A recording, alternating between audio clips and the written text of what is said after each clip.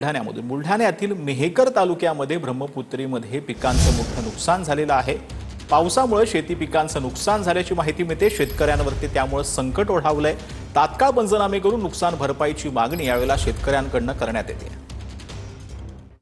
बुलढाणा जिल्ह्यातल्या ब्रह्मपुरी शिवारातील भगवानराव रहाटे यांच्या शेतातील 5 एकर मुगाचं नुकसान झाले।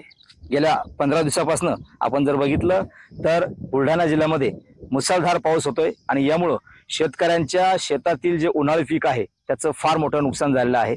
आपण जर बघितलं तर मी सध्या भगवानराव रहाटे यांच्या शेतामध्ये उभा आहे आणि त्यांच्या शेतामध्ये जवळपास 5 एकर मुगाचं उन्हाळी पीक पेरलेलं होतं।